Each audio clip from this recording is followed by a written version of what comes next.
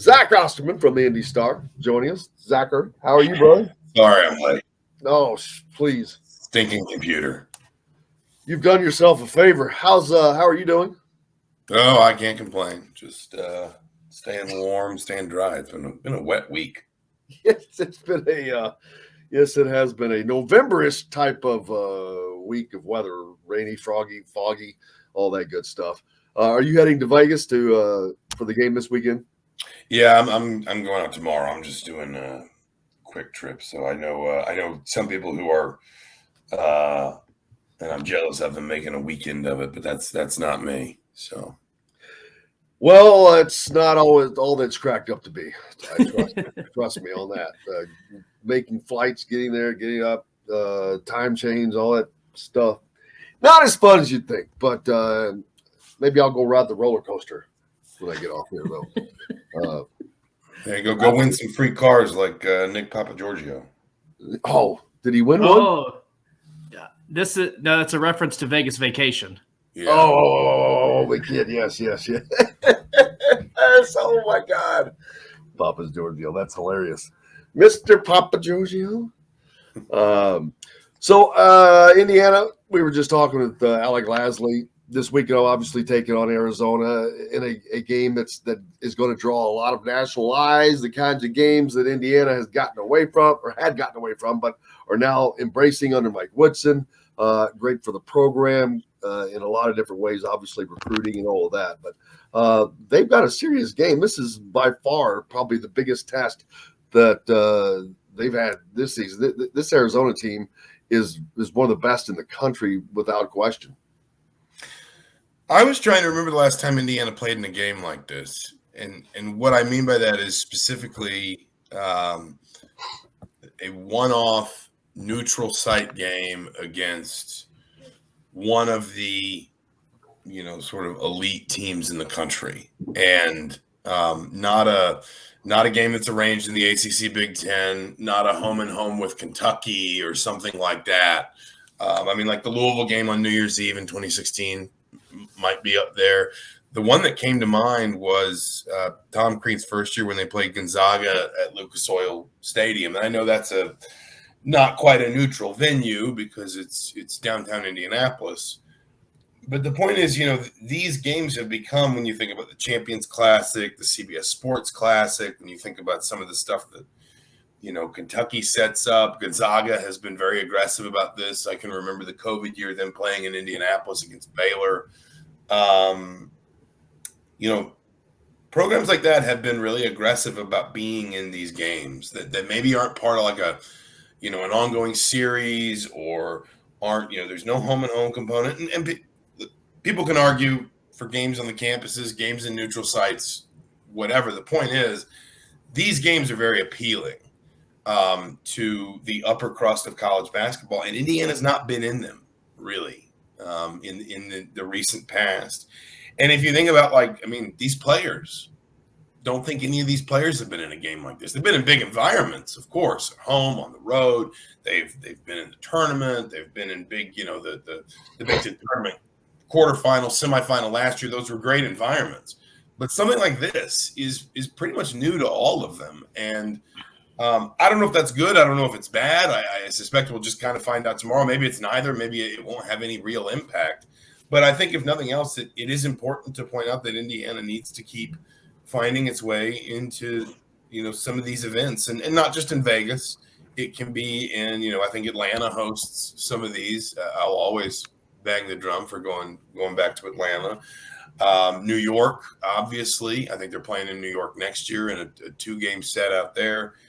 But get yourself back in these environments where you're playing the biggest teams and you're testing yourself, and you are legitimately telling recruits, and it should be said, not just high school recruits, portal recruits too, come here, we're going to be playing in games that aren't just on national TV. All 30 NBA teams are going to be there. I'd be shocked if all 30 NBA teams aren't there tomorrow. All 30 teams were represented at the IU-UNC game last week or whenever that was, I guess 2 weeks ago. I would be stunned if that's not the case tomorrow as well. get yourself in these environments, and the talent will follow, the hype will follow, and if you can find your way to winning some of these games, then the success will follow too. One of the things I think is going to be really interesting, I think does benefit Indiana, whether it's a win or a loss on Saturday, is the fact that you're going to get yourself into, not just with the environment, but you're going to get yourself a good experience, a good amount of experience against a tournament team and how you play in March Madness. I mean, up tempo, really good guard play. That's how you win in March. And so even if Indiana doesn't come away with a win in this game, I think having that experience, like you said, on a neutral floor against a really good team, I think that at least gives them some taste of what they're going to experience, assuming they get to, they'll definitely get into the Big Ten tournament, but then if they do get into the NCAA tournament. Yeah, and I mean, listen, I think they've gotten some of that already. I think Xavier was a good test in that regard. I think North Carolina was a good test in that regard. Again, to your point, neutral venue is what's different. And I mean, they played. I mean, they even played. They did play a game in Cambridge, and I recognize from an atmosphere perspective that's not a neutral venue, but from a sort of, these aren't our shooting sight lines, these aren't our sidelines, these aren't our locker rooms, where we're staying in a hotel, all that kind of stuff. It does seem like they're trying to mix some of that up a little bit more. And I know people that were frustrated they got the game in Cambridge. I know season ticket holders that live in and around Bloomington who said, well, why is there this game that should be in Bloomington that's up in Indianapolis? But I think some of it will always be to serve kind of the Indy crowd, but I think some of it is also the desire to, be comfortable being away from Assembly Hall, because this is, when we've talked about what has held Indiana back as a program from a practical perspective, from an NCAA tournament perspective in the last few years, it has pretty consistently been the inability to win on the road. You go back to, obviously, last season, they did not have really any road wins of real value, and that's why they needed the Big Ten tournament wins to feel good on Selection Sunday. You go back to 2020, the year that they almost certainly would have made the tournament had it not been canceled. Their best road win that year is probably, I'm looking at it right now, is Minnesota. That's a Minnesota team that's KenPom top 30. It's also a Minnesota team that finished 8-12 in the league. So, winning away from Assembly Hall has been both practically and competitively Indiana's biggest sort of, big picture problem over the last, 4 or 5 years in terms of building quality resumes for the postseason, and in terms of building, as you said, sort of just that experience of how you do it. And that's why I think you get into games like this. That's why I know technically they didn't pick Xavier in the Gavitt games, but listen, we all know you can politic a little bit there. You can ask for a game at home if you feel like you need one, or can we switch it up, or can we move it to next year, or whatever. They're voluntarily at Kansas in, I guess, 8 days. They want Kentucky back on the schedule. This is how you make yourself, as you said, this is how you make yourself better for March. And if you can find your way to winning some of these games, this is how you separate yourself from being, a 7 seed to a 3, or even, a 2 or something like that. Right. And to that point, we were talking earlier, and I'm interested to get your perspective on this, because one of the things that I said heading into these next 2 games, and not to put the cart before the horse and include Kansas into this, but you just said, we've got 2 games now where Indiana is going to be away from Assembly Hall, 2 big-time matchups. How important is it for them to get a win in at least one of these games? Because to me, when I look at this and you look at, Jalen Hood-Schifino right now questionable. We don't know if he's going to play or not. If they're without him, obviously that's going to be a huge deficiency for Indiana.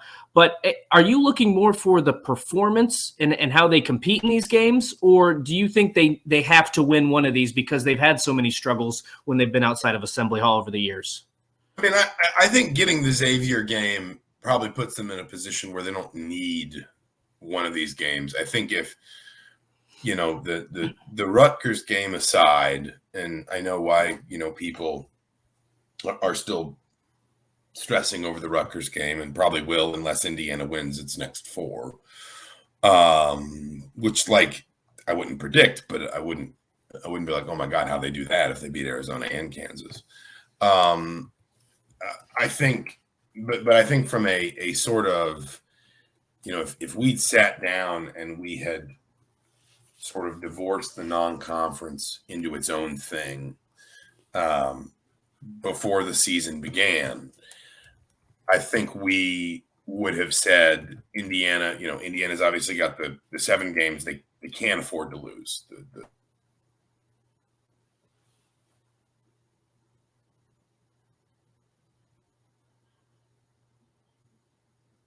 Games. Oh, he's back. What you call the guarantee games. Not one of those teams is currently KenPom top 200, so you can't afford to lose those. And then from there, you had 2 road, 1 neutral site, 1 home. And I think you generally said, if Indiana can go 2-2 in those games, it's a good non-conference. Anything better than that is fantastic, particularly because that would include at least 1 true road win. And, we're splitting hairs. What's more valuable, a neutral site win against Arizona or a road win against Xavier? Looking at kind of where both of those teams are right now from a net perspective, from a KenPom perspective. Xavier's got a couple nice wins on their resume and basically no bad losses. I mean, they lost by 2 to Indiana at home, and then they lost by 7 to Duke and by 4 to Gonzaga out in Portland.